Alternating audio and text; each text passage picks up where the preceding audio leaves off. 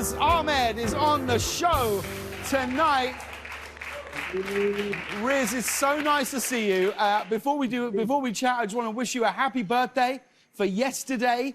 Did you have a good one? What did you get up to? You know what? I literally kind of woke up and had ice cream for breakfast. Just kind of like the straight up 10-year-old approach to a birthday. Donuts, ice cream. Yeah, just eating junk food. I'm staying by the beach, so I just kind of went down there for the sunset. Didn't do much, which was perfect. I do feel like ice cream is the only good thing about being an adult. Do you know what I mean? The ability to have ice cream whenever you want.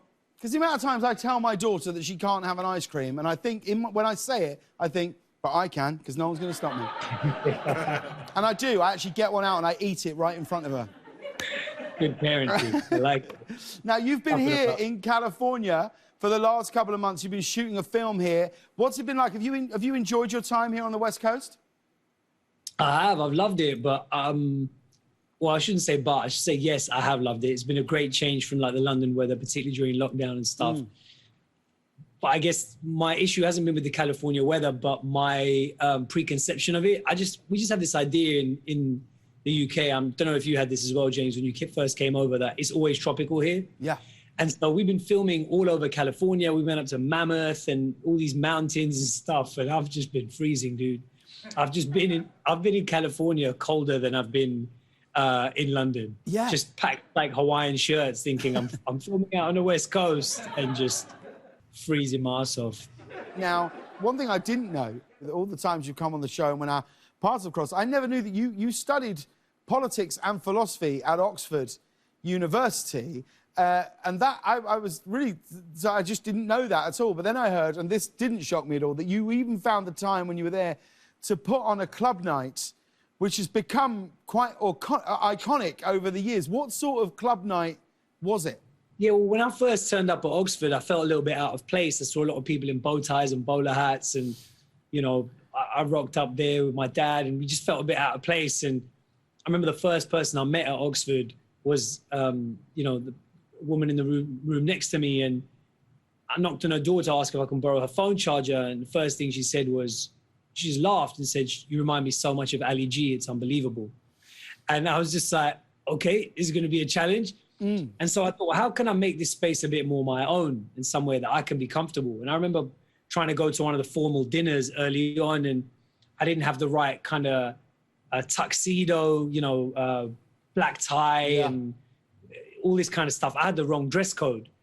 So I'd like to think that a large part of the reason I started the club night was because, you know, I was passionate about music and I wanted to create a space where people like me could be comfortable. But it was also just so I could say to those same posh people, wrong dress code. Yeah. Turn them away when they turn up at the door. But yeah, Hit and Run kind of ran in Oxford for a long time. And my mate, Rich Reason, who's a DJ, is kind of still running that up in Manchester, and it's a big part of the music scene up there. Would you MC? Would you rap there in those nights?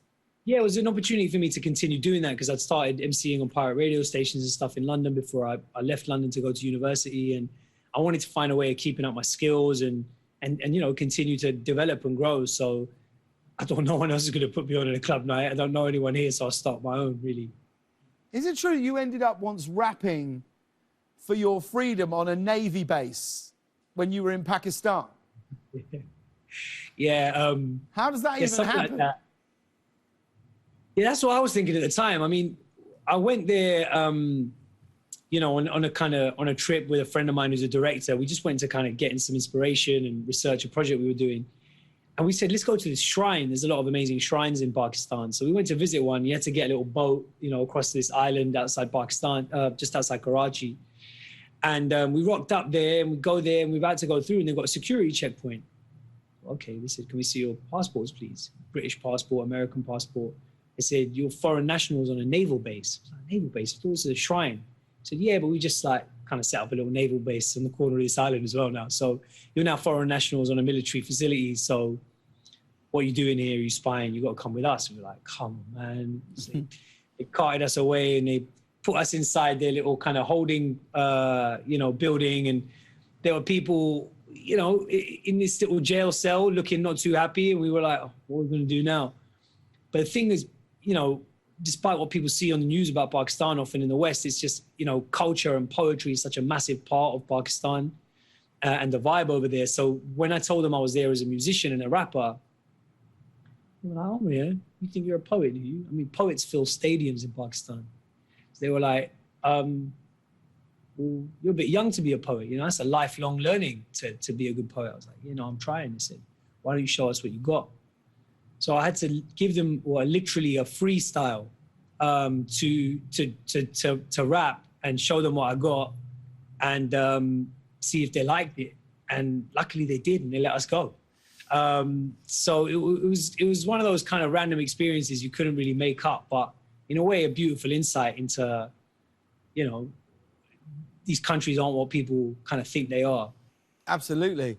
Now, let's talk about your brilliant new movie, Sound of Metal. Your performance in this film, like so many of your performances, is extraordinary. For anyone who doesn't know, tell them what it's about and who you play. Thank you, man. Well, I play a guy called Ruben, who's a drummer.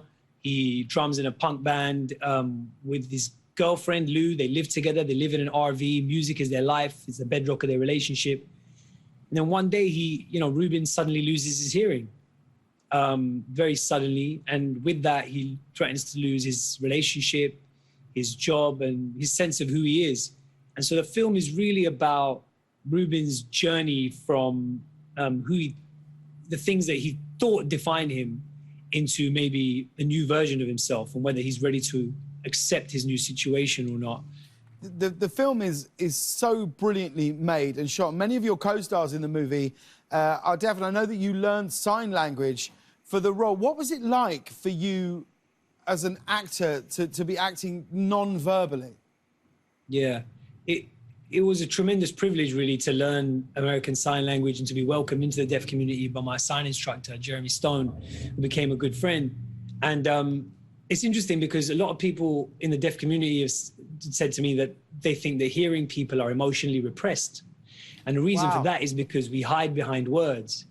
And I found that to be true when I became more fluent in ASL and I was talking about certain subjects. I found myself getting a lot more emotional than if I'd just be speaking about it. And that's because if you think about it, you're communicating with your whole body. You're inhabiting what you're saying totally differently. And so it was really enriching for me to have that experience. Like, the deaf community really taught me the true meaning of the word listening. You know, you listen with your whole body. The true meaning of what it is to communicate. You communicate in a way that's really viscerally kind of connected. I can't tell you how proud you should be of the performance you've given in this film.